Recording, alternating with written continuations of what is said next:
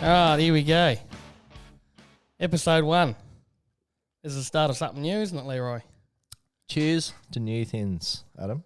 And I couldn't have done it couldn't have picked the first, Find a candidate, I know. I've been called many other things in my lifetime, but, I'll take that one with pride. Just let everyone know that you're on call. So if you hear a random ringtone, it means Woolworths is calling for the one and only Leroy. And if it burns down to the ground, there'll only be coals left. What a shame. You've said that joke a few times now. Just pull your mic down a little bit. I'll burn it to the ground, all the way. Leroy. Yes, Adam. What's going on? Well, it's Thursday. It's the afternoon. Obviously on call, as we've just suggested, and let everyone in the whole world know who's listening to this podcast right now. Just dropped my girlfriend off at the airport. She's about to go to Japan. I would say she's a lucky something, but I'll just say she's a very lucky woman. And where do I think she was going? Apparently she was going to Sydney, according to Adam. Yeah, the other side of the face of the earth. The great divide between two nations, What a shame. But Adam was way off. I'm sorry. Sometimes when you talk, I'm selective with what you tell me. That means you usually really like someone, doesn't it?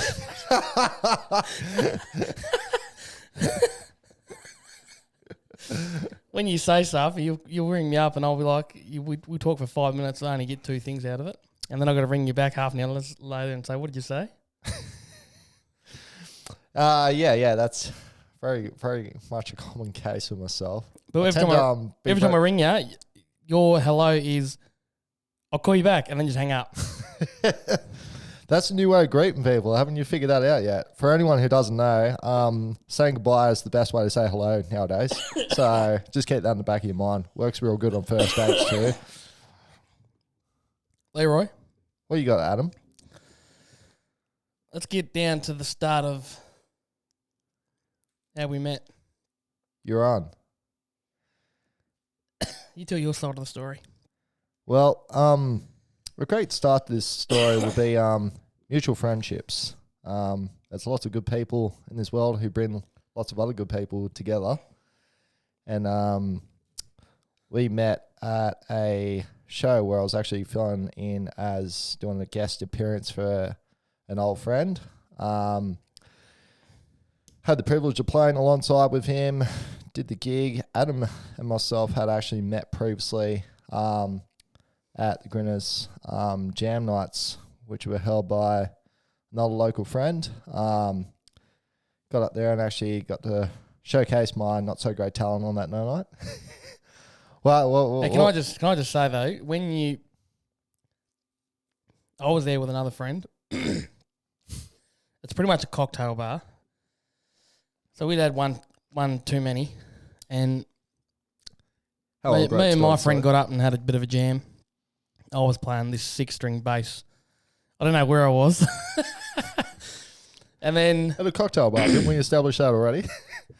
So I'm on this 6-string bass, which I honestly didn't know what I was doing. And Andy was on the guitar. I'm not sure who was on. Giggs was on drums. We had the sax player. Yeah, correct. And then you got up. So I hadn't met you yet. Were you drunk? I was intoxicated on highly black thoughts and emotional needs and dark mofo vibes and cocktails also. That's right, I was dark mofo. Yeah, you got up. Correct. You got up. I remember you playing a Strat. Is that right? Yep, correct. And I remember thinking... What's a Strat, Adam? I didn't even know what a Strat was that night. I remember you playing, because I played with you for one song, I think, and then and then someone got up and finished off. So I was able to watch you play. Yep. And my first thought was, who the fuck is this bloke? Can't play for shit. Never seen this bloke before. I know pretty much every musician in Tasmania, or have at least seen them. Saw you get up, and I'm like, who's this bloke who's like full on? And then after you got back down, I think we met, didn't we? We met officially, just hello, whatever. Correct. But I didn't look at you like, oh, he's awesome, or anything. I didn't look at you like that. I was just like, who's this dickhead? Yep. And then I think we left, and then we never saw each other for a couple of months at least. Yeah, surely. I think it was like October, maybe. Yep. And then the night you're talking about, the day you're talking about, was in December. Correct. And we met. We met again. And the same story. I was doing the live streaming of this 9-hour show. Yep. You rocked up towards the very end of the night. Correct. And I remember where you set up, you was right next to me. You had this massive suitcase or flight case. Yeah, that'd be the correct term. And I was looking down here because I'm doing the live stream, but you're getting ready to jump on stage, and you open this case, and it's like 1.5 meters long, and I'm thinking, what could be in this case? Because you obviously you got a few locks on it and whatever, and you open it up, and I think, what's in there? It's not an amp, it's not a guitar. I'm thinking it must be a keyboard or something. And you open it up, and it's this massive pedal board that looks like something from the future generations. And I'm thinking, surely for a jam, you don't bring all this gear, you just get up and play whatever's on there. Well, maybe a certain someone does. And then the story goes that you got up, and this was actually on record, you ended up on someone's shoulders and you fell off, and it was an absolute, I was thinking. It was a debacle, yes. So this is the second time that I met Leroy. I'm thinking, this guy's an absolute dickhead. I've met him twice now. He's, but in all this, obviously you weren't drunk this time, and I thought, shit, this guy can actually play. He's actually pretty good. Play guitar, he means, by the way. And then, you do play with yourself. Play guitar very well. We've got many talents, but playing guitar is one of them, apparently. We won't elaborate on the others. And then at the end of the night, we were packing up, and then you politely come up to me and said, oh, do you want a hand? And I was like, I had so much gear, and I was like, oh, yeah, you can grab, I think it was the last bit of gear. And I remember clearly, you grabbed 2 stands that I had, and I just said, oh, yeah, follow me to the car park. And I had stuff, so I walked to the car park, turned around, where's this bloke gone? Did he knock me shit off or what? I come back, he's still standing there talking to some girl, and I'm like, I went to grab them off you because it was the last thing I had, and I'm like, no, you're right, don't worry about it, I'll just take it. Yep. You remember that? Yep, I do. And I grabbed the stands off you, and then we just started talking. Correct. And fast forward, And fast forward so many months to now, we're sitting here and doing the first podcast of the Ad and Seal podcasts. Yeah. Correct? Yeah. So ultimately, it must be good times. Yeah. And great drinks. Cheers. And great friendships. Cheers. Cheers. Absolutely. Cheers to an Amaretto Sour. Well, cheers to Marlboro Black Edition in a glass, because that's what this looks like. Should taste it. I haven't had any refluxes yet, so it must be pretty good, eh? Give it a half an hour, you'll have heartburn in a minute. I'll have black tea too. Ooh. So, for those that don't know Leroy, because you're still new to Tassie. Apparently it takes 3 years to get old in this place, so I've got a long way to go. Wish me luck, guys. Tell us a bit about why you come to Tassie, and how it's been going. Because you've been here for a year and a half now. About 2 years. 2 years. Ultimately, came down in November 2022. So yeah, just shy of 2 years now. Correct. So I guess ultimately a little bit of my backstory.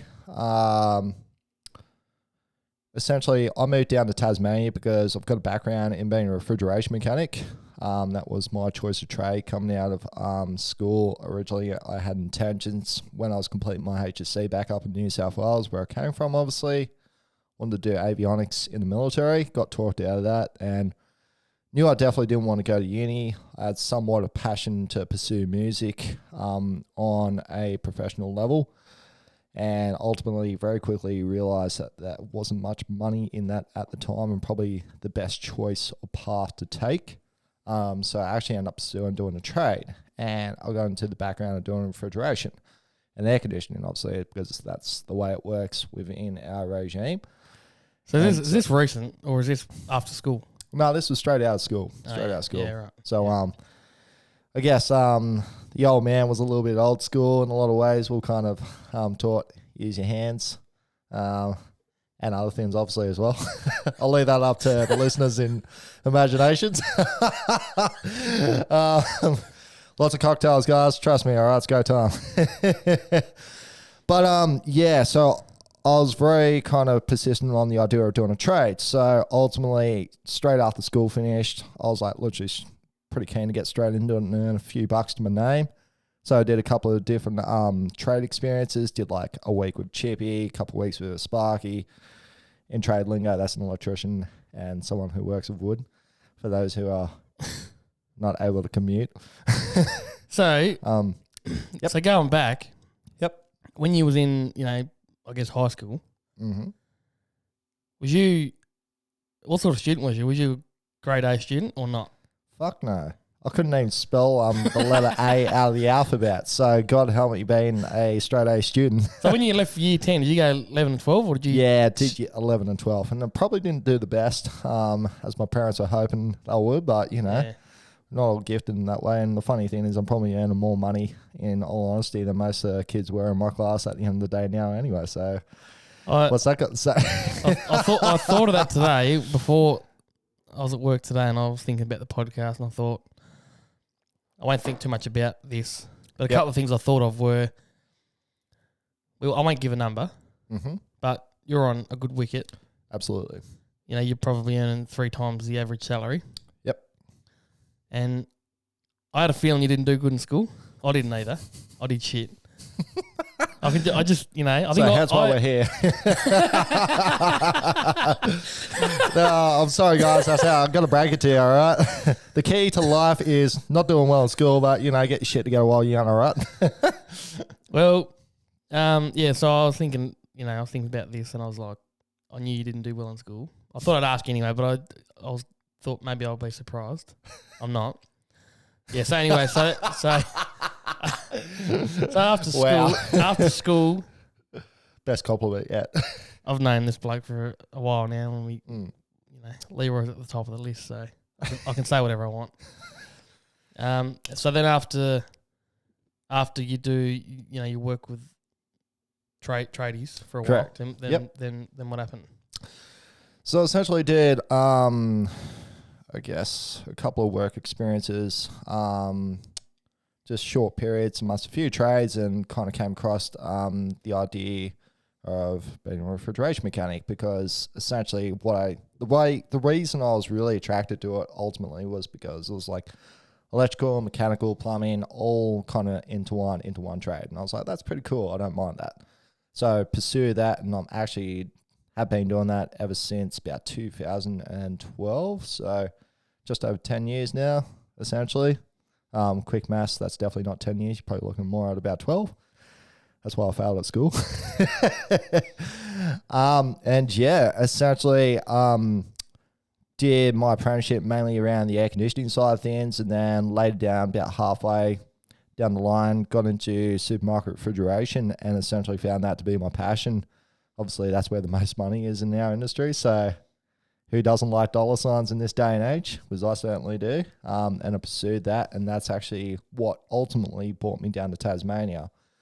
When I was going for the job originally, there were a few prospects to be able to move interstate up to Queensland, rural Victoria. So just clarify, where are you from? New South Wales originally. Yeah, what? So suburb-wise, grew up in the Hawkesbury district, which is probably about maybe an hour and a half straight west of Sydney, like straight from the CBD. And then essentially finished up out at Hawkesbury, actually moved to the Northern Beaches for a couple of years because very passionate surfer as well. For most people who don't know what surfing is, check it out on the internet. It's a great thing, all right? Maybe learn how to swim too if you have a chance to do it, because it might help you. Why you can't swim? Nah, absolutely not, mate. When I say surfing, I mean surfing the internet. So yeah, did a few years on the Northern Beaches in DY specifically, and then actually got a transfer with a couple of previous companies up to Newcastle, where I did about 5 years stint up there, and then I came down here to Tasmania. in mid-November 2022. And here we are. Leroy's life in a nutshell. Have you been home since? Yes. I actually have been home a couple of times, and they are always questioning why I have a second head starting to evolve out of my neck, and, the 6 fingers starting to come up, and all those, triangle pies that you guys eat down here and all the strange things you do. So are you a Tasmanian yet or what? What is a Tasmanian? That's the real question. That is a good question. Listeners, So when call him right now. What is a Tasmanian? When someone says where you from, what do you say? Down the road, around the corner, up the block. Claremont? Yeah, exactly. Claremont, where the grass is greenest. Tell me otherwise, guys. So let's get back to the music thing, because that's the most interesting part of Leroy. Is it? His talent. So when you obviously in high school and just in school in general, you was obviously in bands. And did you do music in school much, or? Yeah, actually. So ultimately, going very, very far back to the Stone Ages, right? Let's go back to the beginning of all this. The reason I actually got into music is there's always one family member who is, I guess, you inherit all the interest from and all that kind of thing. And that was my great uncle, Roger Jellicoe was his name. Now, Roger Jellicoe was the kind of guy who's still around today, and he's a top bloke, and we talk on the regular, and he's a good fella. Don't you worry about that. He actually was the type of bloke who had more guitars than bricks in his house, essentially. And I'm not just talking about cheap Audi guitars which you pick up for $50 a pop type thing.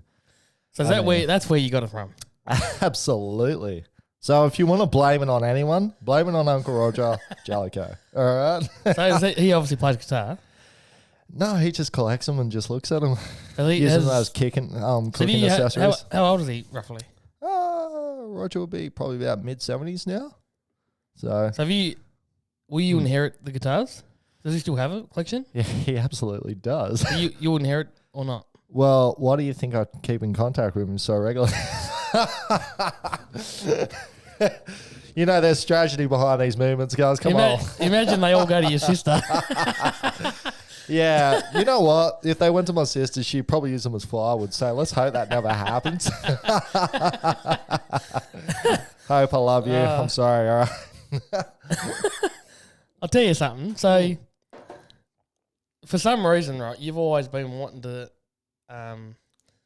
any chance you get, you'll say, Adam De Silva. You'll say Adam and the De Silvas, like referring to you boys as the De Silvas, right? Correct. I thought, I don't like it. I can't go along with you. But here's one for you. Hit it. You ready? Born ready. Leroy and the Jellicoes. You like that one? Isn't that an insult to the music industry or something like that? So when you start your band, Yep, you're on. and I'm on the bongos, Yep. and we're all dressed in Mexican hats, Yeah, absolutely. I love it. Leroy and the Jellicos. Yeah. What do you reckon? I reckon we'd all suit sombreros, or sombreros would really suit us. We've got to wear ponchos as well and all that kind of thing. And we need when people start picking up on this podcast and all that kind of thing, you got to call in and recommend where we can get the best cowboy boots. You know why it's plain? Why? Because that wall is, over the years, Mm. I want to start putting things on there. So we'll get a sombrero, which will be, that was when Leroy was here. So we'll fill things up. What do you reckon?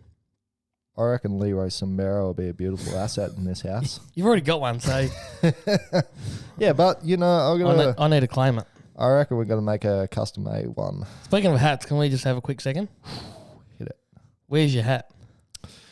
So I actually got attacked by a pack of wild coyotes on the way here, and I had to fight them off with this beautiful CTC's hat that I had. Do you want to plug them? Yeah, absolutely. Do you want to just tell the story about this hat? Yeah, well, This is actually, so I've had this hat for pretty much when I first met you. You gave it to me. yeah, So it was a bonding gift. I've had that many compliments because of this hat. I have people always taking photos of it, asking where I got it from. It's just constant. That's why I wear it all the time, because it always gets a lot of attention. Mm. But you've got a collection of these at your house, and they're obviously all different. Correct. But I looked at one. I was staying at your house one day, and I looked at one, and I was like, "Where do you get these hats from? They're freaking awesome." He's like, "Yeah," and you told me that it was CTC, which is Country Tracker Caps. Correct. And we were going to a gig, and I said to you, sometimes Leroy's real personal with things. He's like, nah. Yeah. Yeah. And yeah, he's got them all sitting on his table like they're brand new, haven't even been bloody touched. We call those assets virgin hats. Yeah. You got to break them in. So I was like, picked one up and was like, oh, this would be awesome if we went, because I think it was the rodeo, wasn't it? Correct. That was where we... Scottsdale Rodeo, where it all went down. And I wore it. Story You on let me wear it, and I thought, we even did a big plug in front of 1,000 people, and Correct. I took the hat off, I think, and we give Paul one. Correct. So Paul's actually got one of your hats. That is also correct. You forgot about that, didn't you? You're probably wondering where all your hats went. Yeah, I'm just like, those wild coyotes, man, was a hell of a time, eh? So then after the gig, we were driving home, and I was like, sorry to say, but I've claimed this hat. Correct. It suits you better than it did to me.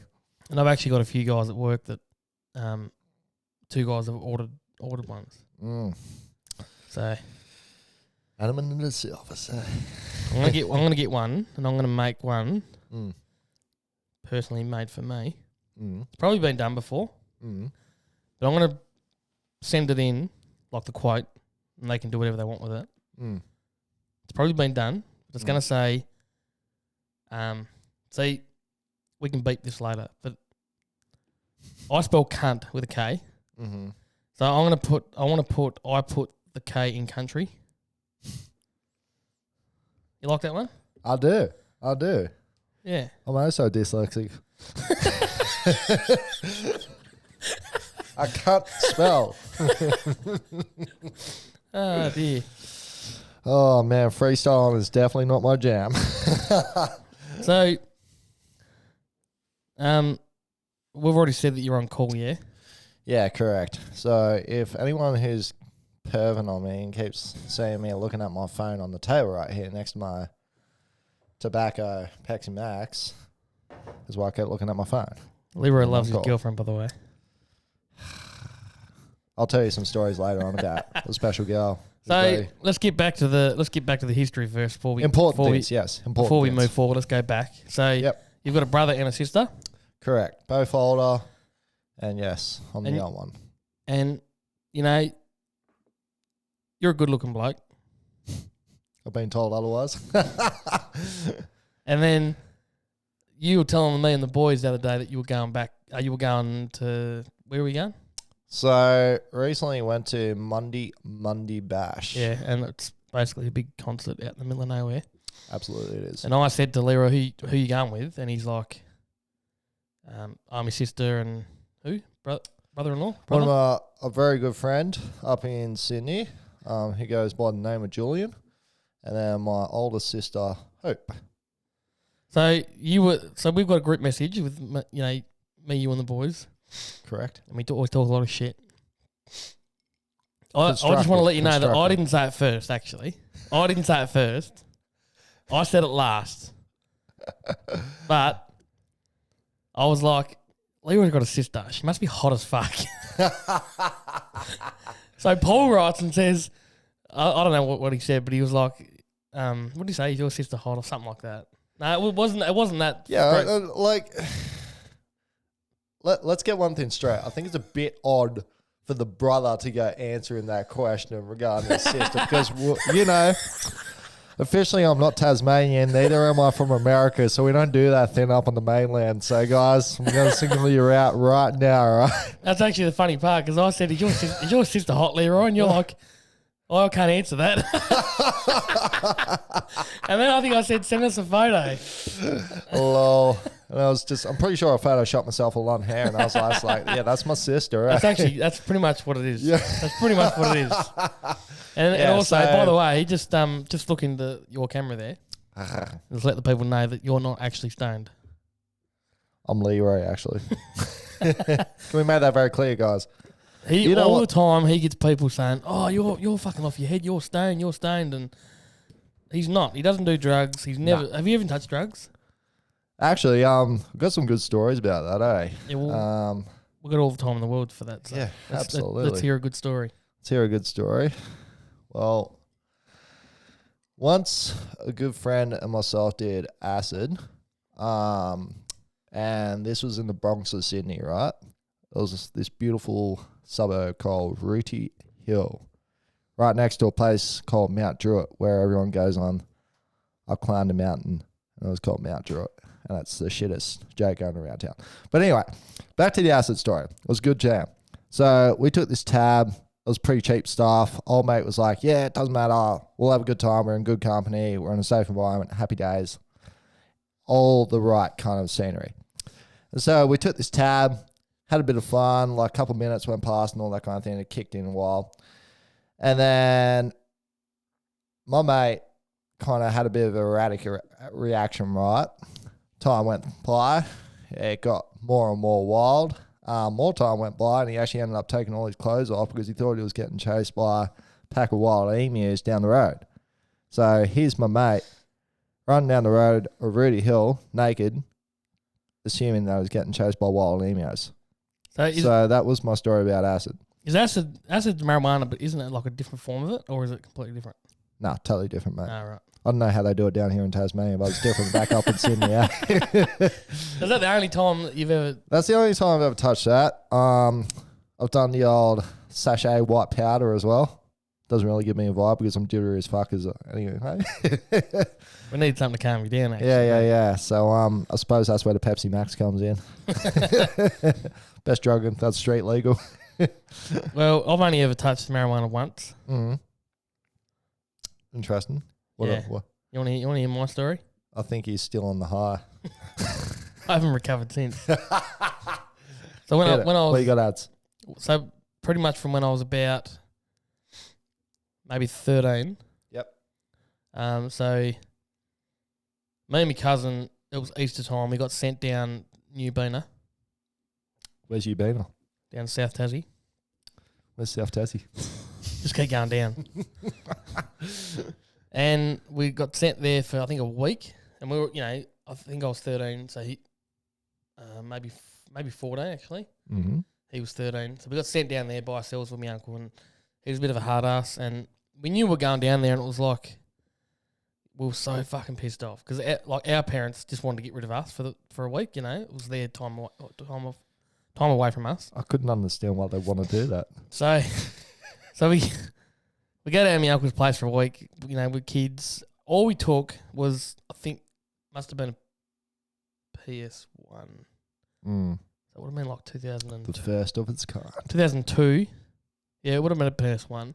So he brought that. All we had was one car racing game, and my cousin brought a CD. And it was the only CD we had of music, and it was a CD of Nirvana. Unplugged. Good choice. Yeah. So we listened to that. I listened to that unplugged CD on repeat. If anyone knows Nirvana, they know that album's one of the best albums ever in history. So we listened to that. We listened to that album back to front, literally for a week.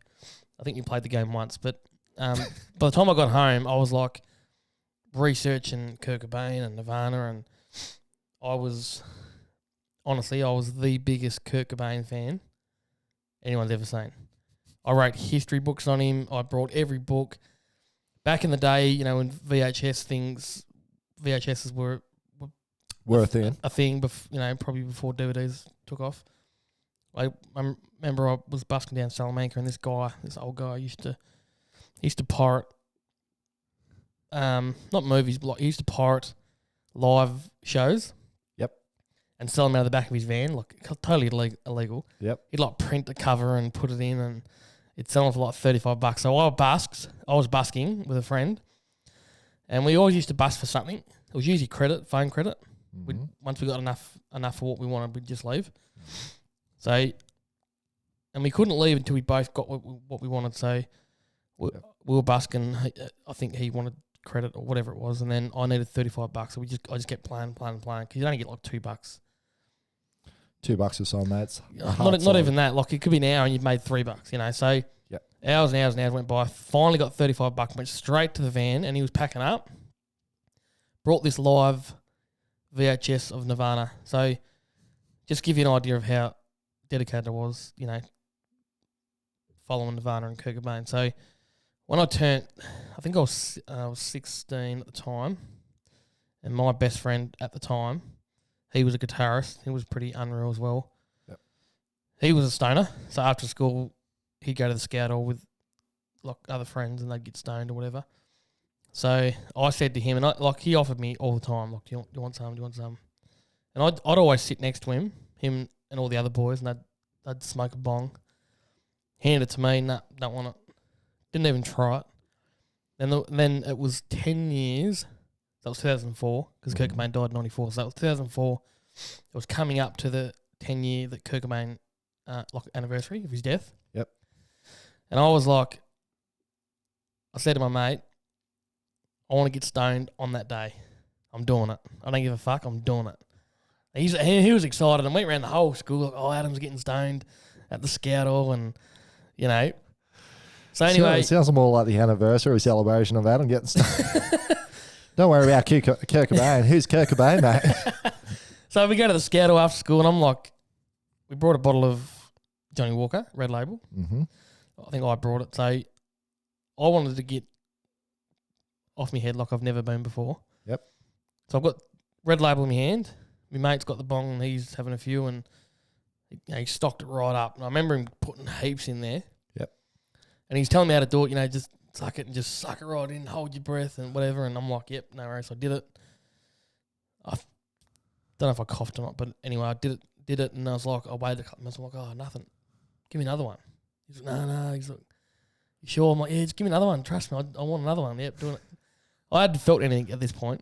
It was a few minutes later, so I had another one, and we're just sitting there, and I'm having a few shots, and that. I reckon it was 10 minutes later, 10 to 15 minutes later, we were sitting on bricks, because it was in this old scout hall that had fallen down. It was just like an old underground little bunker thing. Yep. So it was only me and him there, and I'm sitting on this brick, and all of a sudden it hit me, and I was away on Mars, like I was fucked.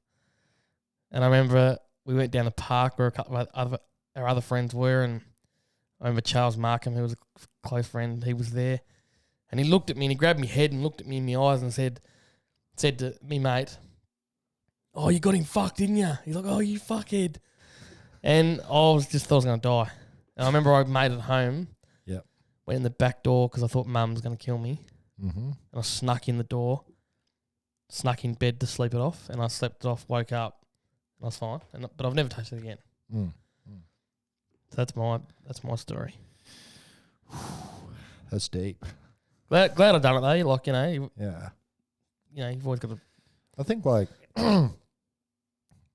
I think one thing I always made sure every time I did touch something or try something was that I was just in a good mental space and all that kind of thing with good company.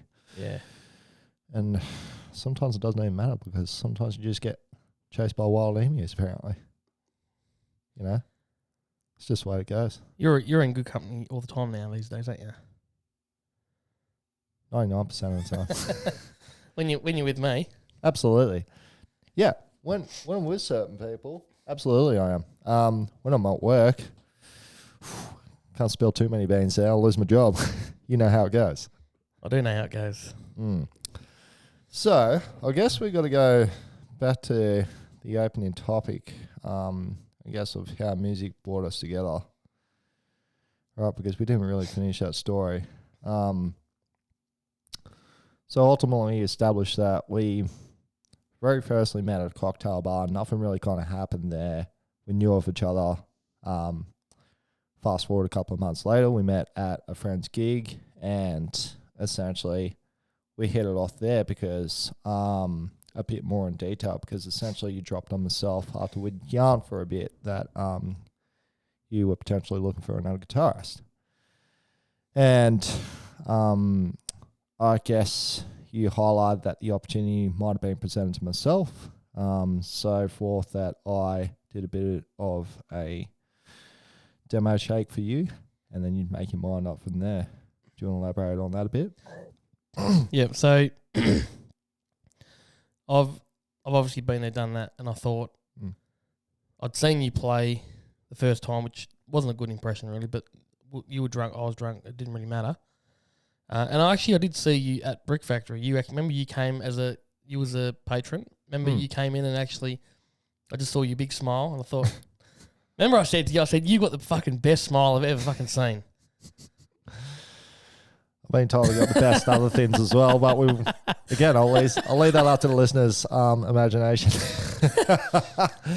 So then, after Longley, very nice. After you fell off, the guy's shoulders. Yep. I thought this guy's off his head.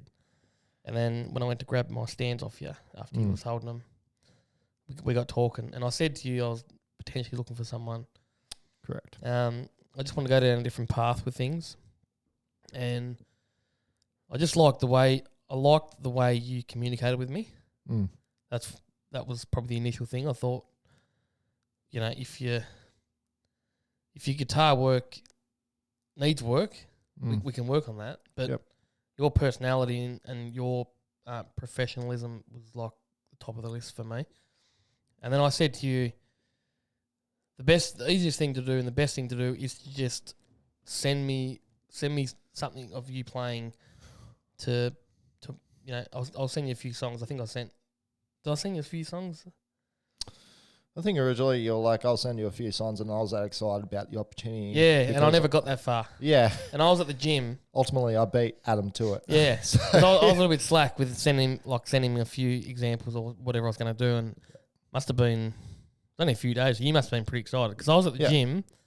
And I was walking out of or maybe I was finishing at the gym, and I remember I got a notification from you. And I saw the video pop up, and I thought, I won't play it now because I'm in the gym. I'll wait till I get to the car. Yep. Got in the car, and it was a video of you playing Beautiful Crazy. On guitar, obviously. On guitar, and obviously with the backing track. And I sat there and watched the whole thing. I was smiling ear to ear, and I was like, fucking hell. This guy can play, like that's fucking magic.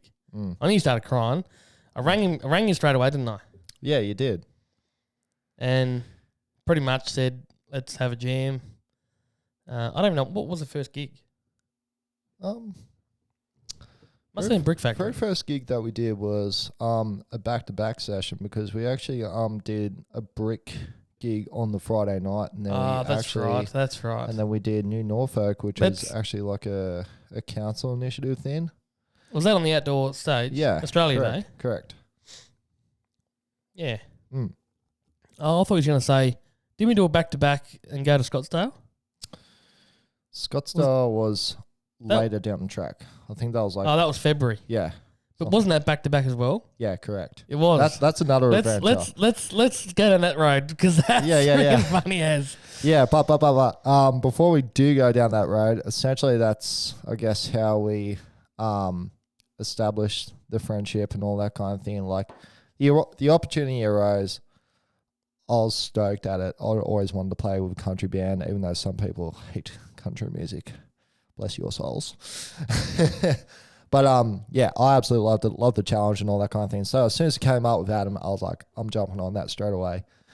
Obviously, you're happy, and you're still happy because I'm still here. I don't know how that's going to work out for me in the future, but I have high hopes.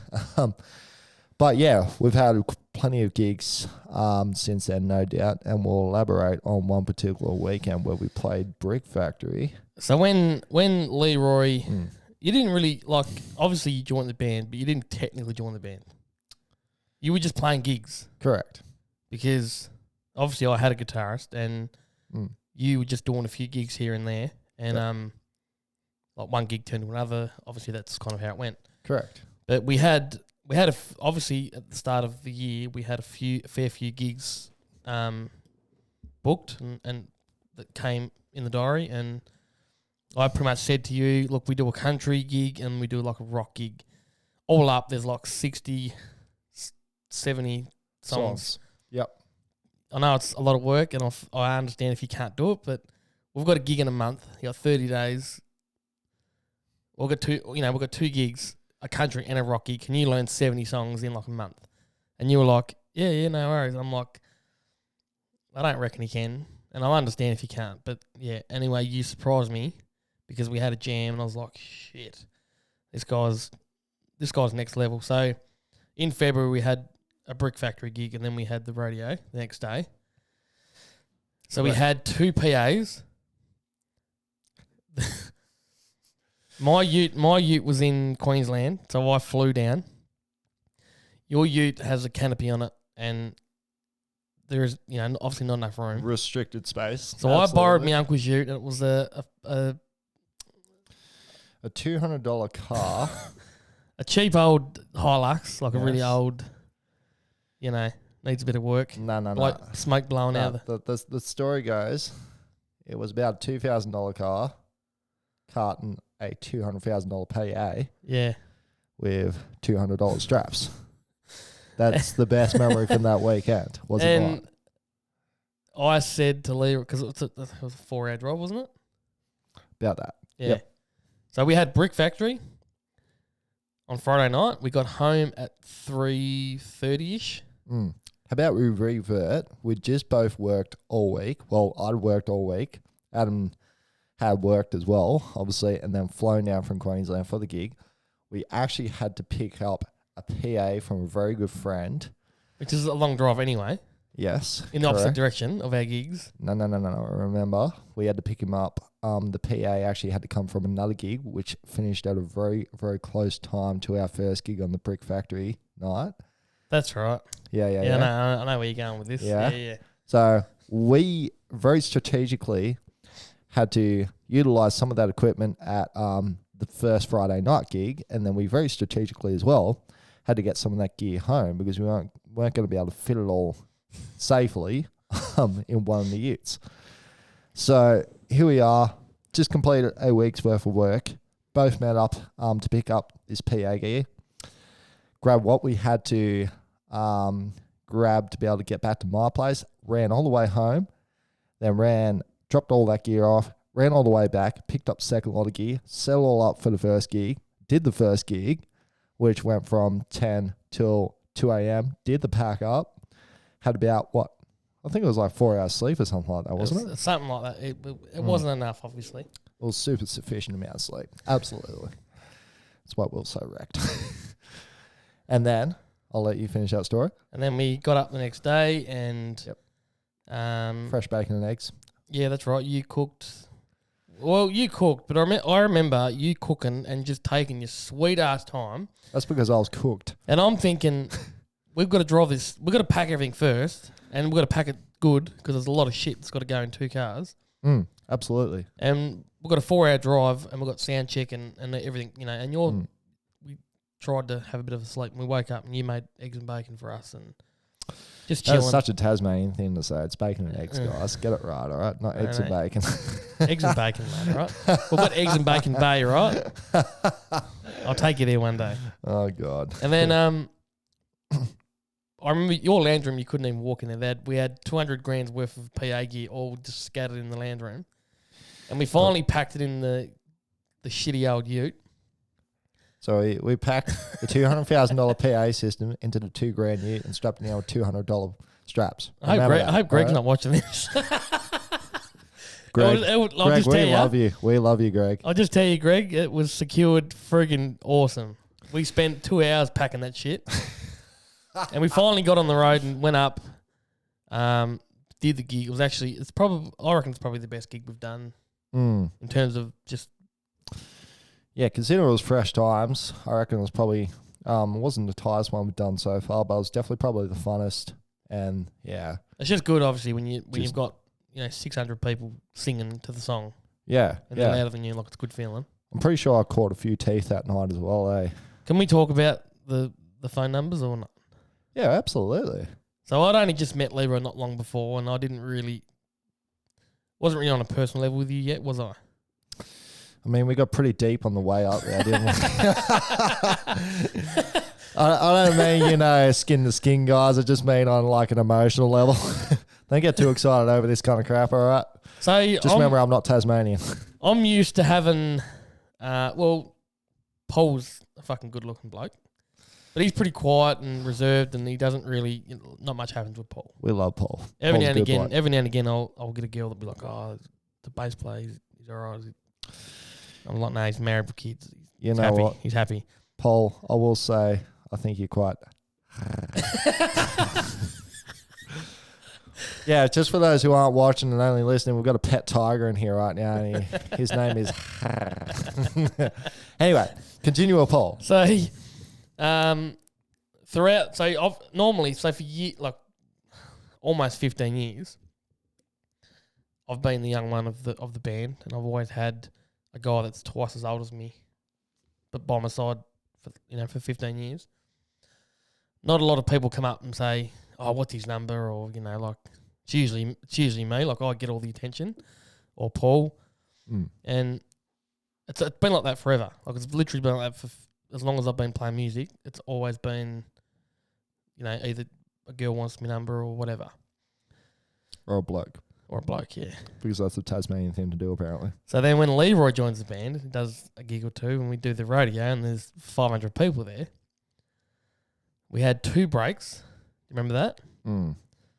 The amount of women that come up to me and was like, oh, fucking you're a new guitarist, because everyone knew that you were new because they're so used to seeing Andy. Mm. They saw you, and everyone was just like, oh, what's his number? Is he single, guys? What's his number? And I was just like, oh, for fuck's sake, I'm just going to get a T-shirt. I'm taking it. Yeah, to explain the details, correct? Yeah. Yeah. Mm. So it was a bit weird for me. It was like, finally. The relief. Yeah. And to this day, it pretty much happens. But you set the record straight now. Yeah, correct. You're pretty onto it. Correct. There's a special girl who apparently has flown up Sydney, according to Adam. He stuffed up, all right? He rang me the other day and he was just talking, as I said before, I only listened to one thing he says because all the other shit's just irrelevant. Yeah. And then I thought when you came here today, I thought you said... Apparently Sam was going up to Sydney, according to Adam. Yeah. But Sam was actually going to Japan. Japan. Yeah. Why didn't you go to Japan? Because someone's got to pay the bills. Nah, I suppose the girlfriend needed a break from a certain Leroy. Gets a bit extreme date me apparently. So So can I just touch on that? Hit it. You know how much I fucking love you. Elaborate, please. Well, I couldn't spend more than 2 days with you, I don't reckon. So I understand where she's coming from. I probably wouldn't go as far as Japan, but I'd have to go home. Oh, wow. To be fair, have you ever been overseas, Adam? I have. Besides America? A couple of times. Tell me your story. That's not a story, mate. Nah. Nah, we won't talk about them stories, mate. What happens in Mexico stays in Mexico. Yeah, that's right. I was going to say, you went to... I'll try and guess, huh? Cambodia? Oh, I was going to try and guess that. I knew you said Bali. But I've been to Bali. You went to Cambodia, and I'm a little bit what's the word? Westernized. Yeah. So when he said Cambodia, I'm thinking, why is he going to a third world country? Like it is obviously, but what's there to do? Do they have buildings there or what? What's there not to do in Cambodia? So he goes to Cambodia. I'm staying at his house. I remember I was sick as a dog. And you were messaging me a few times when you were there. When I had Wi-Fi. And I just remember you sending me a video. And I remember I didn't, because obviously when you send a video on Facebook, it's little. And obviously if you click into it, it goes big. And I remember I watched it little. I just clicked play. Yep. And I was like, you're filming, you're on a deck or something, there's like a chair or something, and you just film, and I'm thinking, what the fuck's he sent me? It's just of the floor, yep. And I didn't watch it again for a bit. Because you must send it to the group, because I think Paul wrote back and said, what the fuck or something. Yeah. So then I As Paul played always it. does. I played it later, and I realised that you're filming rats just walking around under your feet. So, And I was like, "Is that your breakfast?" yeah. Well, the joke goes, guys, if you ever go to KFC in a Southeast Asian country, right, they don't serve you chicken over there. It's actually rats. Did you eat KFC over there? What did I not eat over there? That's a real question. So, actually, like, on that subject, actually, one of my best mates and myself did another trip, keeping it on the Southeast Asian country relevant stories. We actually did North to South Vietnam for a 1 month period on 2 motorbikes. Paid about $4,000 for the entire trip, right? So that was flights over there, all accommodation paid for. We finished the trip firing off rocket launchers and essentially anti-tank machine guns, like pretty big motherfuckers. It was a good time. Blew a few things up, nearly killed each other, as you do when you're very drunk and firing those types of weapons. But essentially, yeah, food-wise, you could literally, if you had enough money, you could get anything, right? So we'll like, they'd be cooking up frog legs in front of you. You could get live scorpions. You could have anything. Like, Did you try all that stuff? yeah, I tried quite a fair bit, and for some reason, I'm still alive. What do you say? Obviously, you just tried to taste it, Yeah, absolutely. or did you eat it constantly? No, man, holy Jesus, right?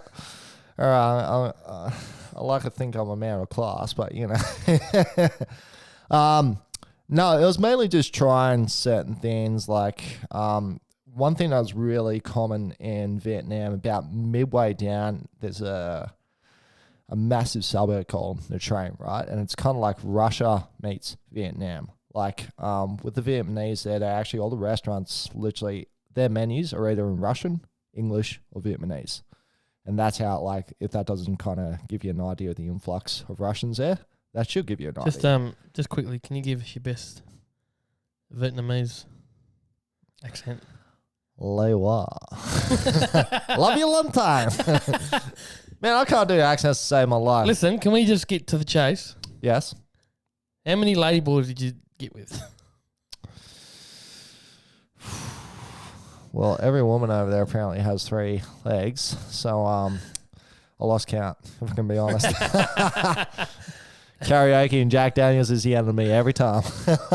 I reckon, I got to say though, like I've been to America twice. Yep. I'm I don't want to sound boring, but I've been to Vegas twice. Yep. Never been in a nightclub in Vegas. What is wrong with you?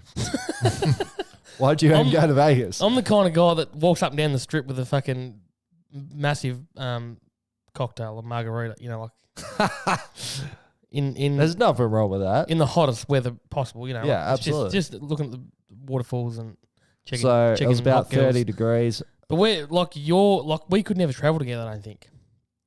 I reckon we could. Do you want to bet on that? You pay for it all, and I'll come. This guy, eh? Just because you own all the podcasting gear doesn't mean you have more money, all right? Exactly. That's why I said you can pay for it. Oh, shit.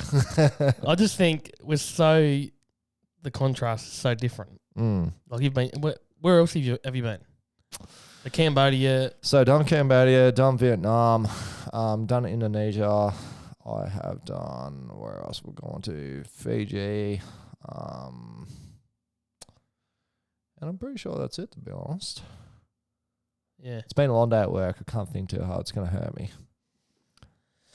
So maybe one day we'll get to America together. What do you reckon? I reckon, Adam, you'd look really I don't good. mean on holiday. I mean like touring, you know. Nashville. Yeah. Opening up for Adam and the De Silvas. We're going to do a side project. Leroy and the Jellicoes. Yeah. If the Adam De Silva band doesn't work out. Oh, man. There's always a B plan. That's the way it works around here, doesn't That's it? exactly right. Yeah, so anyway, back in the train. We got to finish one story at a time, mate. We can't like just blase too much. So they do these hectic drinks, right? Where the Russians get vodka and they actually put cobra snakes inside the vodka. Are you serious? Yeah, fucking, I shit you not, mate.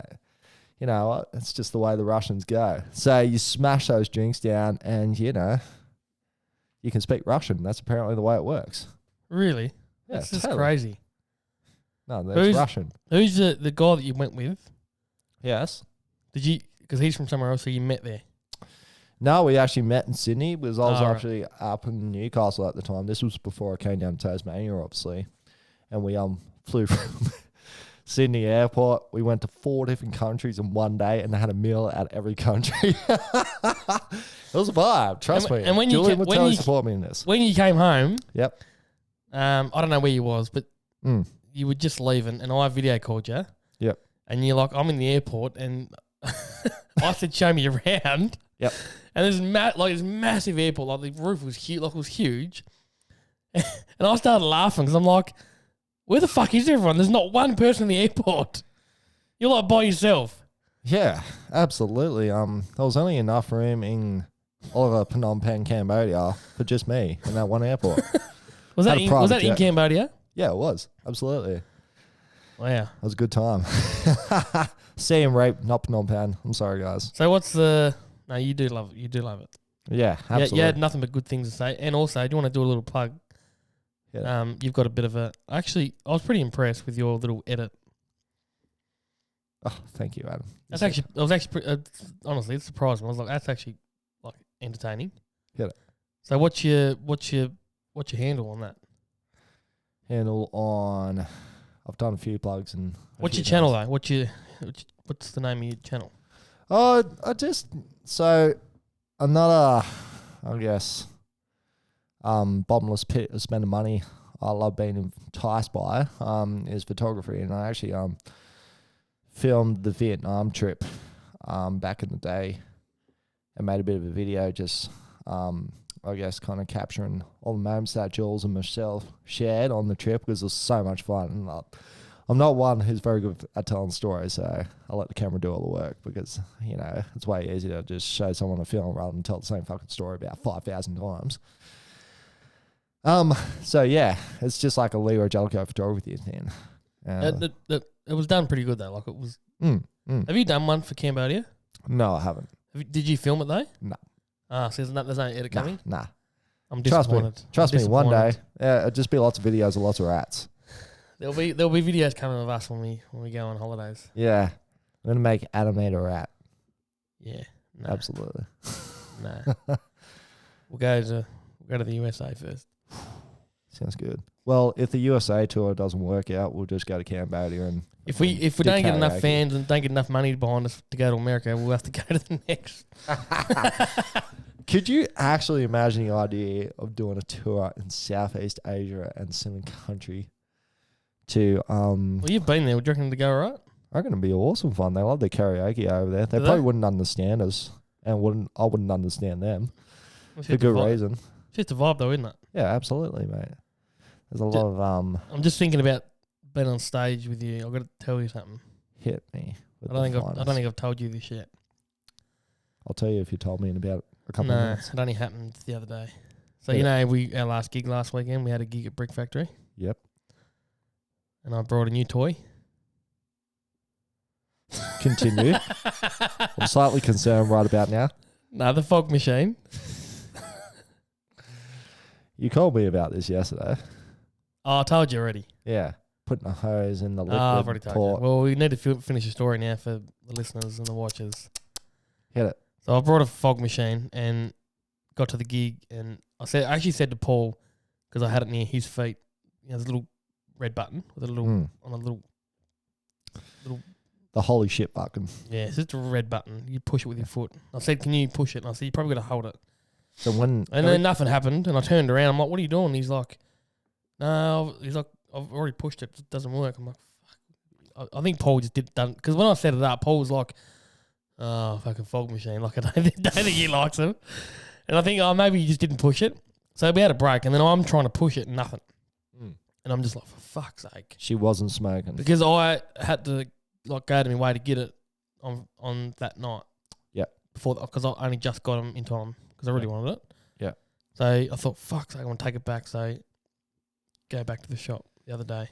Because we know our drummer loves a good smoking machine, Yeah. doesn't Yeah, he does like. he? Hot boxes, that stage so good.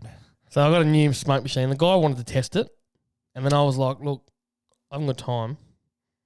Like I've got the receipt. Mm. I'm a loyal customer. All that sort of stuff." So he just swapped it. Got home, didn't work. I'm like, "What the fuck's going on with this?" I'm like, "Surely 2 can't work." I'm like, "Must be doing something wrong." So I read the instructions, which I already did. No, I've done every step that says there's nothing. It's just plug it in, plug the remote in. It's already got liquid in it. Wait for it to heat up. The red light turns green, and then you press the button. Nothing. I'm like, what the fuck? Must have been reading it upside down, yeah. So Yeah, on the screw lid, it's got a little hose. Yep. And I kind of just put 2 and 2 together. I thought, wonder if I put that hose because it goes through the lid. Mm. So I put the hose down into the liquid. Mm. Then it worked. Happy days. Interesting. But it's not in the manual. I can tell you that now. When you read it upside down, a lot of things aren't in the manual. So anyway, let's move on. So Leroy, Mm. what's next? What's the future hold for Leroy in the next 5 years? We can talk music. We can talk job. We can talk marriage, kids. Where do you want to be in the next 5 to 10 years? I'll have to be drinking pina coladas on a beach in Cambodia, surfing 50-foot waves whilst playing a triple neck Gibson SG.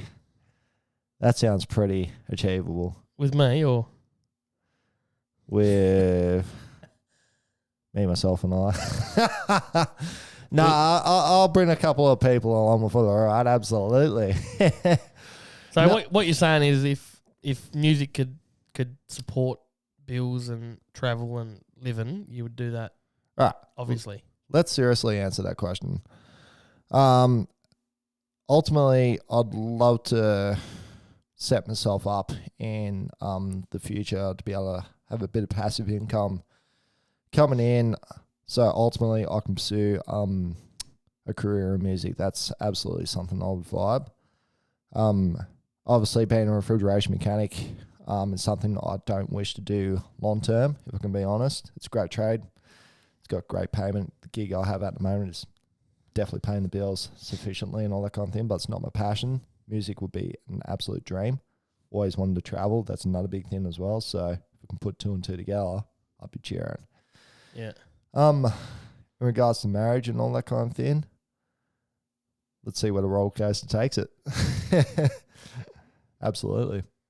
Yeah, cool. Mm. And so No pressure, Sam. yeah. Not while she's away. You can talk about that when she gets back. How long has she gone for? 2 weeks. Yeah, it's going to be the longest 2 weeks of my life. I'm going to throw you under the bus here. Hit it. No, I bet not. Do your worst. When you got I've here, already got big forearms. when you got here, the first thing you said to me was, we were talking about Sam, and you're like, "Oh, she's gone for 2 weeks. Oh, what the fuck am I going to do now? I can't get a route." Yeah, I know. And then I said, "That's what your hands for, mate." You know, have you guys ever heard of Mrs. Palmer and her 5 daughters? Well, you have now. She's a talented friend. So I won't come to your house in the next 2 weeks then. Just in you can case. come over, but you might be slightly surprised. Let's not elaborate on that subject too much. So to wrap it up, obviously you plan on staying in Tassie. Yeah, long term, I've pretty much done quite a fair bit of the east coast of Australia. Beautiful places and all that kind of thing. I think ultimately it's quite an expensive location to live. Obviously, I think for working class individuals and all that kind of thing, it's quite hard to achieve the prospect of living on the east coast, whether it be Sydney, whether it be Upper Queensland, all that kind of thing. There's plenty of beautiful places, no doubt, but I think Tassie's a very incredible place with a lot of opportunity. There's a lot of good people down here. The culture down here is pretty awesome as well. So I think long term, or definitely over the next few years, I'll do a good stint down here. Again, I'm a nomad. I can adapt to anywhere. I love challenge and all that kind of thing. But yeah, for now, I'll definitely call this place home. On that, I'll continue from there. So, Yep. And I've already told you this a million times, Have you now? but I've got to say it on air. So, Get it. We've known each other, let's just say, a year. Yep. And are we best friends? Are we the bestest of friends? You're my best friend, mate. But You're my best friend in Tasmania. So when Does that answer the question? Yeah, you too. Yeah. If I had to die in a coffin with someone, it'd probably be you. This guy actually does a really good back crack, so I can have everlasting back cracks. It'd be fucking great. Yeah, if we get buried together, I'll crack your back forever. Fucking Jeezy, you'll be cracking something else, aren't you? Jesus Christ, that just got very R-rated very quickly. Sister actually said to you when she first met, she's like, "Is he gay?" That's because a certain someone filmed me naked while I was trying to get changed and fucking she was tripping billies, mate. Actually, my mum and my sister were on the call when I turned the camera around and here's Leroy butt naked. And my sister goes, "Look at his little bum." No, but I just want to say though. Lol. I just want to say though. To clarify, I'm not gay. Definitely not. I just want to say though, like we've known each other a year, and like I went to Queensland, and the music thing was, it didn't really happen. Like it didn't. I'll say it didn't happen.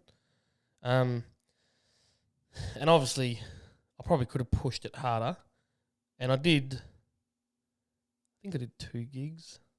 I did a free gig and then I did a paid gig, I think. But I was there for like a while, and like nothing happened. And I can do a lot more than you can because I'm a singer, I'm a drummer, I'm a bass player, I'm a guitarist. Like I can do it all. So there's more opportunity there. Correct. And I did nothing.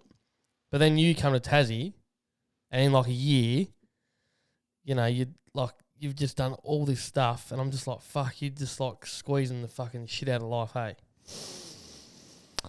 Yeah. Like you're one of you're like, if I had to describe you, like, fucking hell, you just, you're pretty inspirational because you just fucking keep going and going and going.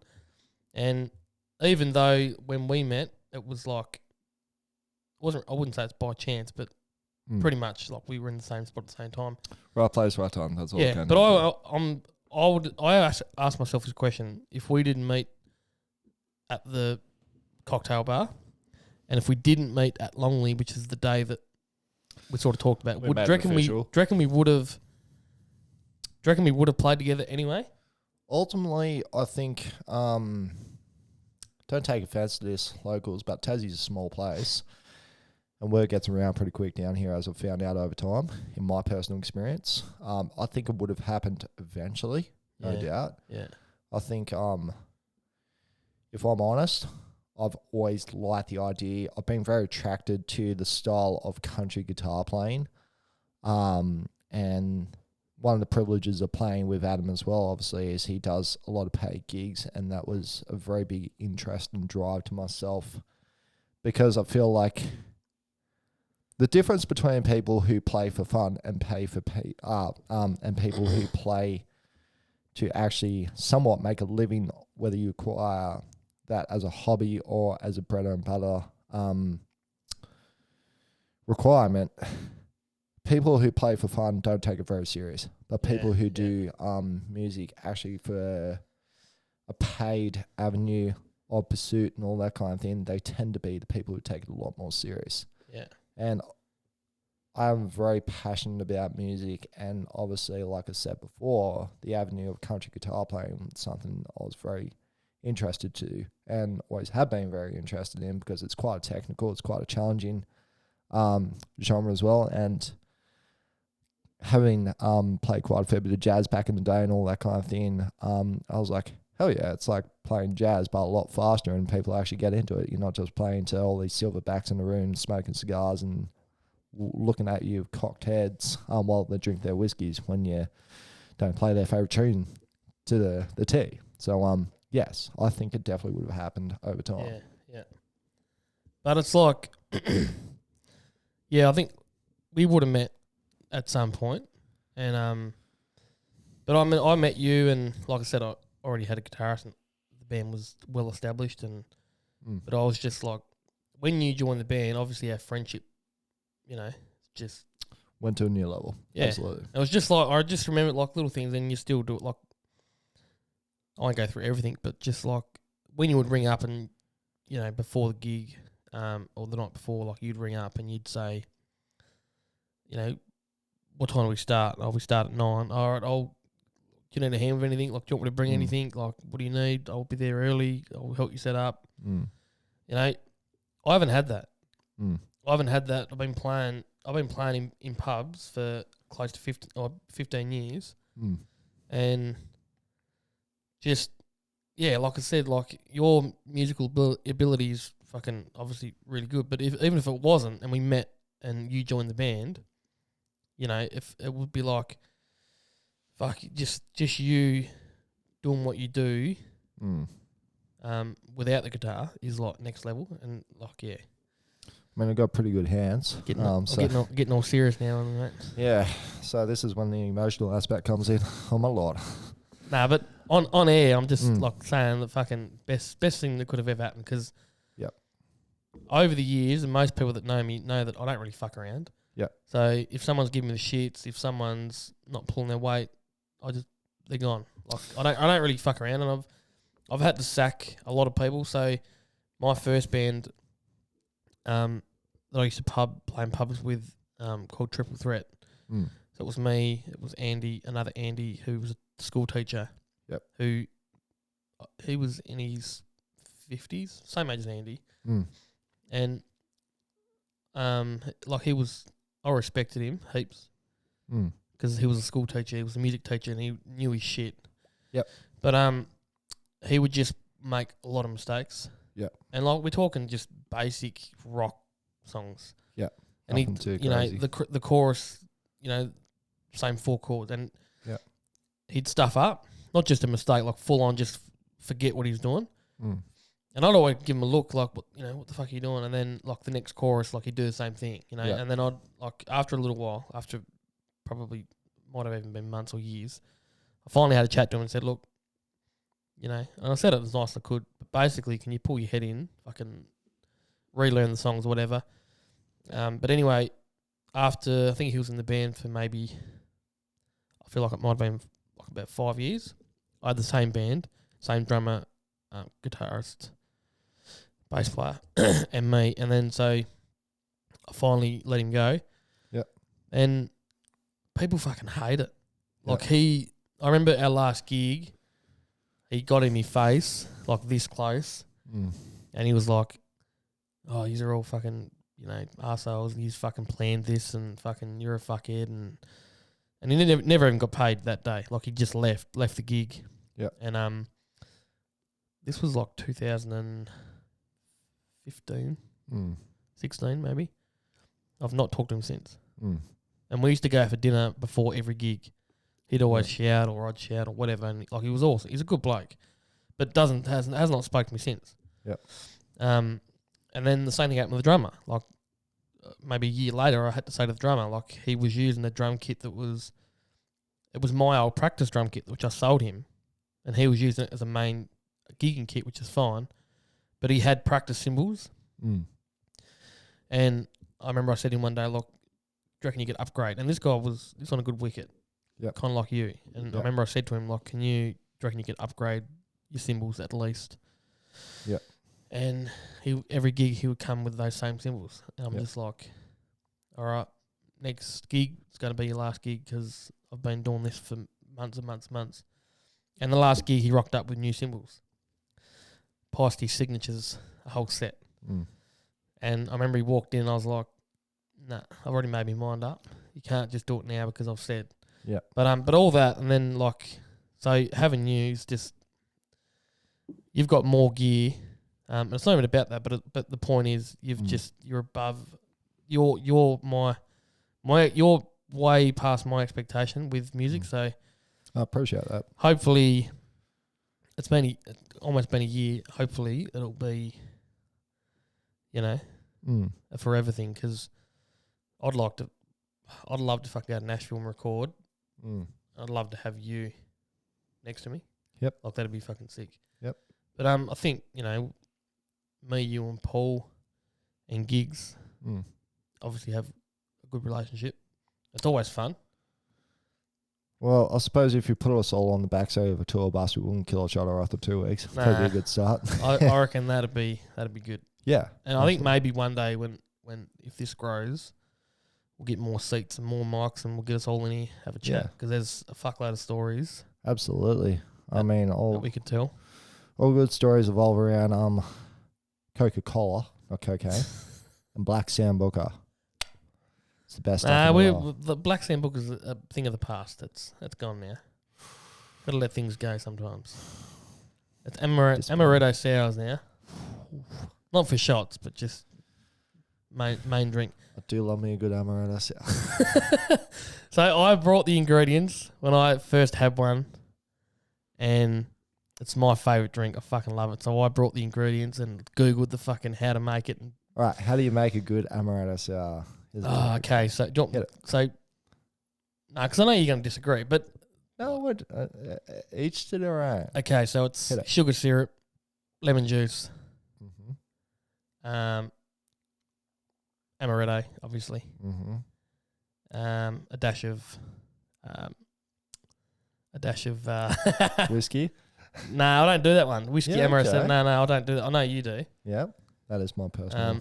But what I was saying is, I had to Google it and get all the exactly step by step. And then I go to your house one day and I'm like, I think I mentioned it, and you're like, oh yeah, fuck it. And you open your cabinet, I'm like, it's just full of alcohol. So and then you make an amaretto sour in 5 seconds. It was in my hand. I'm like, this is gonna taste like shit because I don't think you made it right. And it was fucking real good. So props to you, mate. You fucking used to be a bartender in your previous life. Yeah, I was. I actually I actually was for a little while. One of my younger years, and I fucking loved it. Actually, it's so much fun. I will condone I'm not an alcoholic either, but I've got a fuckload of drinks at home in my cabinet. It's a good time. All right. So are they all gifts from people, or you actually buy that? Because that's what you got a bit of a collection going on. Yeah, absolutely. A bit like your guitars. Absolutely, mate. All good things come in collections. I'd like to say thanks to my ex-girlfriend right now because we went through quite a fair bit of a phase where we're drinking a shitload of cocktails, right? So we just would make all these crazy cocktails, even to the point of where we actually wrote our own little list in a booklet, which I think we've got about 30 pages of different recipes written out and all that kind of thing. But I still reckon, going back to the story of the amarettos, they're probably still one of my favourite drinks. I was going to say, is that your favourite drink? Yeah, I'm a sucker for anything that's sweet and sour. It's a good mix. Well, I was in Melbourne and I was with my girlfriend and we went to a cocktail bar, and I'm not a big drinker anyway. I go to Vegas and I just look at the menu and just look at whatever looks good, And so she's like, I think she ordered it, but then I think I had a taste maybe. And I was like, fuck yeah, get me one of them. And then ever since, amaretto sours. it's the only thing it's in the cupboard is that. You won't find nothing else. It's just bottles of that. It is pretty weak though. I have to say it's 20%. I'll tell you what. Have you ever had a Long Island iced tea? Yeah. Tell me your story. No, that's it. Doesn't even remember it. That's how good they are. What's That's all you need to know. Is there a story? Yeah, exactly. Exactly. For anyone who doesn't know what a Long Island iced tea is, a shot of tequila. We've got a white rum, usually it's got vodka in it as well, Contro, which trips sec, and then what's the last one? A gin. And it is a very potent drink. It's a good time. Usually you start thinking you're having more than 2 legs. And they usually get ahead of you very quickly. So keep that in the back of your mind. We got something different now. Hit it. Bit of a quiz, mate. Just as something different. My brain's not stimulated enough as it is. Hit me. I'm the worst with quizzes, right? Real bad. I'll better ya. Nah. This will be funny as then. You ready for our quiz? So what's 1 + 1? 3. I'm off to a good start. Pretty much the first one to answer. Hit it. Correct. Obviously wins. But we'll we'll wait for the questions and then we'll fucking answer it as quick as you can. This is the time when you say, "Wake up, Sammy. Put you to sleep." I'm here. Voice of an angel. Give us the question. All right. Okay. What artist has the most streams on Spotify? Taylor Swift. No. Goddamn. Fuck. Although I don't know how old this is, so Is it a modern day artist or? yes, it is. Fuck, I don't know. Oh, I don't know. Oh, fuck, could be anyone. And Silverband. LEROY the JELLICOE. Oh, absolutely. Oh, shit. God damn it. I'll give you a hint. It's a male artist. Drake. Oh, no. Yes. Justin. Oh, yeah. Are you serious? 1 point to Leroy. Is it really? Yeah, it is. Yep. Fuck, I thought That it is was Justin such Bieber. an anti-climax. God damn it. Well done. Well done, mate. Who's Drake? I don't even know who the fuck that bloke is. It's a white Mexican. All right. All right. Hang on. Yes. You see that? Well, so I won. keep tally. Yeah, one for Mr. Jellicoe. I reckon we should make it. There should be a shooting game. Next time we do this, guys, Yeah, we're going to have we a line will. of shots here, and whoever loses has to take a shot. That's definitely happening next time. And then they got to do a cartwheel at the end of it, depending on who is most pissed. Done. I Next reckon that'll question. be great. Next question. Next question. It is, what Netflix show had the most streaming views in 2021? 2.5 Men. No. I don't even fucking watch Netflix. I've got no hope at this. You don't listen to Drake either. Fuck, I don't know. Yellowstone? No. Was it even around? It's like 2021? it's more of a reality show. Kim Kardashians. No. Fuck. God. It went off pretty big. Fucking hell, mate. I don't even own a TV. It involves a animal from the ocean. Free Willy. Animal Ocean. Fucking hell. God damn it. Someone's watching this going, you fucking idiots. Yeah. Mm. Would we know it? Yeah, of course. You'll know it when you hear it. For fuck's sake. Fuck, Animal- Lord of the animal- Rings or some shit. I don't know. Animal from the ocean. 2 words. Oh, God. I already said, mate. Free Willy. Not Free Willy. God. All right. Oh, fuck. Can you give us a hint? More hints. I did. Yeah, give us another hint. Um, Crocodile Dundee. The saltwater edition, obviously. Give us a hint. That's not a hint. What's the animal? People die in it. Oh, that's stuff. What's the hint? Well, the hints that it's a animal based in the ocean is the first word. Mm. No. No. All right. Fuck. All right. Can we skip that Can we- question? let's skip this question. Do you want the answer? Yeah, Yeah. hit it. Squid Game. Oh, for fuck's sake. I was thinking of that. I would have never I was have thinking thought of. that. I was actually thinking of red light, green light, Oh, and I couldn't think what it was shit. called. I'm like, well, they're not in the ocean. Fucking hell, mate. Fuck's sake. Fuck the squids in the That games. hint was more. That hint was more of a fucking question, a quiz in itself. Yeah. What's the next question? All right. Next one is. Have you ever eaten squid? Yeah. What do you think? We talking about calamari. Same but different. Yeah, I love calamari. You don't eat fish, do you? You're one of them. Fuck no, mate. Don't I you eat love my fish? fish. Oh, I love yeah. my fish. I officially love fish. What's your favourite fish? Well, considering we're in Tasmania, the old salmon's pretty fucking good down Mate. here. Oysters all the way. I could eat fucking 600 of them in one go. Fucking, that's why you look like a fucking 10,000 kilo fucking gorilla all the time. Pure muscle, mate. What's the next question? Hit it. All right. The next one is. The 2002 movie 8 Mile is a semi-biographical story of what rapper? Eminem. Yes. 1H. Fuck's sake. Close. All right. Troy Bolton and Gabriella Montez are the two main characters in what 2006 Disney movie? Come on, Leroy. This got to be your favourite. Fucking hell. Coco? No. Frozen. No, it's not a cartoon. Oh. Disney Channel. Come on. Teenage sing-along movie. Oh, fuck me. Bit of Zac Efron. Is that Lady Gaga one? Supposed off that or some shit. 2006. Oh, that was way before then, eh? No. Yeah. Well, that was way after that movie. I actually have no idea. I can't even guess. Oh my gosh. High School Musical. Oh, fuck's sake. No? No, never watched No. it.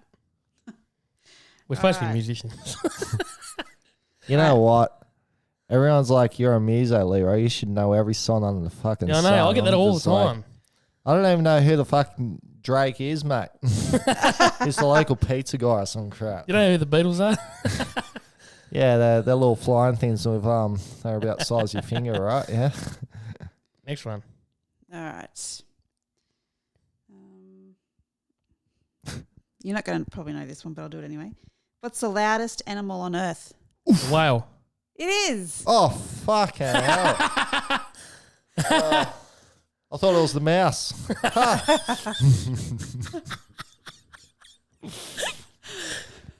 That's 2 to me, mate. 1 to you. You can Next. count. Well Yeah, done. I'll try and find one for you, Leroy. Who? How about him, mate? Who the fuck's Leroy? Um, I'm in here by myself. Yeah, absolutely. Adam always talks to himself. oh, you'll like this one. Hit it. It matches you very well. Oh, Oh, God. no, not really. But what animal has the longest tongue? Giraffe. Yes. Oh, for fuck's sake. You're a fucking giraffe, mate. Come on. fucking draft. Well, actually, I thought I'd I lose feel that's this. a bit insulting because like the thing's got such a long neck. It's just like fucking Jesus. It's Oh. your legs. It's your legs. It's all on the legs. I love some good legs. When you come to the gym, Leroy? I am a gym. When are you coming, mate? I don't know. When you going next might be the right answer. I'm going there in about 1 hour. Oh, Christ. I'm not He's well like, prepped nah, up. nah. No, All right, no, no. We'll just do 2 more questions. All right, hang on. There's too many. 3 to 1, yeah? Can't, Leroy. I thought I'd lose this. Well, obviously proved that wrong, didn't I? All right. Simone Biles is famous for her skill in what sport? Tennis. No. AFL? Soccer? No. Football? No. Surfing? Simone Biles. Who the fuck's Simone? Ah. I don't know Samoa Miles.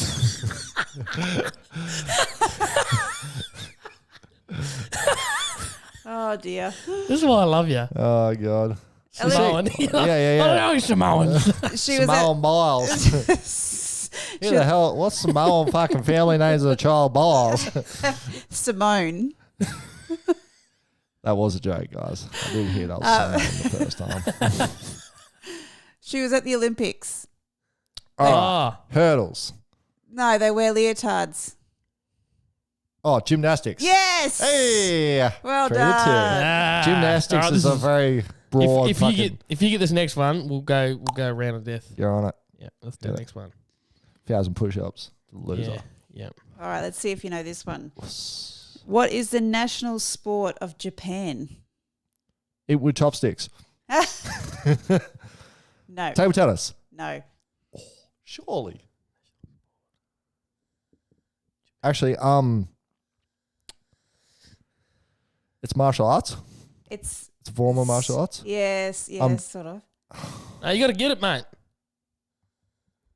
Jiu-jitsu, Judo. No. Judokan. karate.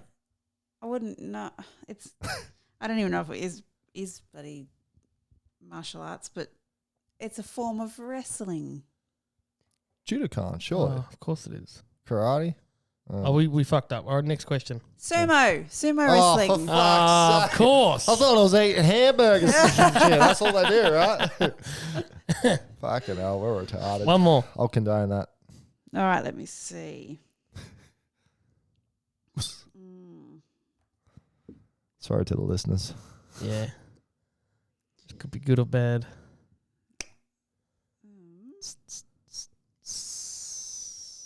You haven't been called in for work yet. That's good. Oh. Now that you said it. Okay, I'll do a pretty easy one. Well, I think it's pink ladies and Granny Smith's a type of what Apple. fruit? Yeah. I won. Yeah, we got it. That's a tie, mate. That's a tie. All right. Keep coming. Keep going. Oh gosh. One more. All right. Top of fucking banana, mate. What meat is used in a traditional shepherd's pie? Beef. Mince. No. Rump? No. Oh, no. Lamb. Yes. Lamb mince. I win, And mate. the grand winner. Of course I get the food one, mate. All right? You are a piece of lamb, mate. 1,000 push-ups, please. 1,000 push-up. All right, I'll do it over. I didn't say how many days it'll take me to do that, but I will get through it, all right? Actually, Well done.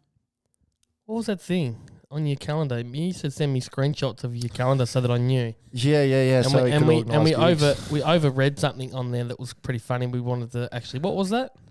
Naked swim. No. Yeah, that's what it was. Oh, yeah, that Nude- was one thing, but it was also the nude push-up swim. challenge. Yeah, that was Yeah. self-explanatory. But the naked swim, Nude swim. on one of the days, it just said nude swim, and I was like, he was in Cambodia, and I was like, when you get back, I'm gonna ask you a question. Hit it. How did it go?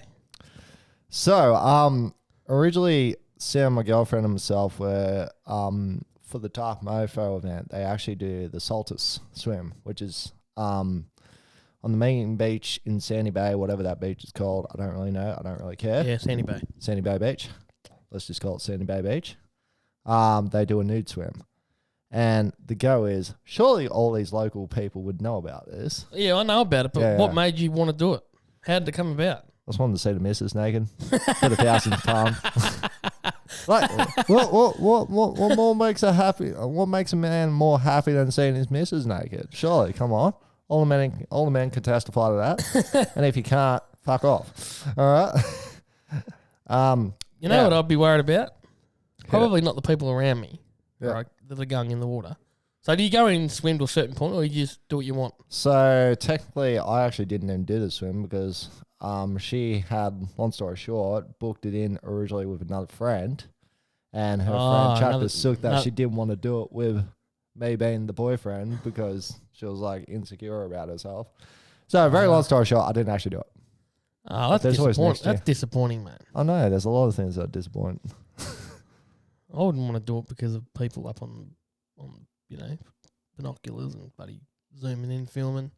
Because it's not a very, you can't Tell you block what, it's it going off. to take a fucking big telescope to see that dick after it comes out, mate, because there'll be nothing left. Yeah, it's in the middle of winter, isn't it? Going into freezing cold water. Fucking oath, mate. It's not much to say anyway, guys. Ah, dear. All right, Leroy, I think we've had a good chat. Absolutely. I've actually brought you dinner. I'm making you a palmy from scratch. Holy shit. I was going to make it before, and I thought then we could talk about it, but... Yep. So, I'll tell a quick story before we wrap this up. I'm making you a palmy right now, right? Mm. And maybe when we get you back on another time, we'll talk about how this went. Yep. But about a month ago, I made the girlfriend A palmy. a palmy. And we normally sit down, watch TV. Yep. And I'm already halfway through mine. Yep. As I do. And I was like, it's a little bit pink in there. What's going on here? I didn't want to say anything. I'm like, I'll just keep quiet. And I normally have the bigger one. I'm like, maybe hers will be cooked because it's smaller. Yep. And then I was like, it's a bit pink. So how's yours looking? And then she cut it right through the middle, like raw as anything. Oh, my God. I don't know how I stuffed that up. I've made a few. Like, they've all been good, but... this was your best I think the story was that... I think it was because we've got a double air fryer. Yep. And I think I had this one on, but it was actually cooking in this one. Do you know what I mean? So the heat was only transferring over, so it wasn't hot. But anyway, Yeah. hopefully I don't kill you, mate, and you enjoy it. But Leroy, thanks so much for being on episode 1. Mate, First in, best dressed. That's right. That's right. I had to start with a bang, didn't I? Yeah, absolutely. Absolutely. I love being the experiment. So if you don't see yourself on the screen, mate, I'll give you your own little DVD. That's when we'll know if it's worked out or not. Yeah, yeah. Absolutely. No, Absolutely. but many memories are going to come with us too. It's going to be a fucking good ride. It's only just started, really, hasn't it? Absolutely. I think we've got a lot of common things, interest-wise and all that kind of thing, and we get along very well, so I'm very excited for the future. Thanks for being me, mate. Thanks for being your business partner. And most of all, thanks for being the JELLICOE of my LEROY. Good to see you, mate. Thanks, LEROY. Pleasure, mate. It's been such a pleasure being on it, mate. I love your work, mate. Jesus Christ. I can wrap that up now. Done.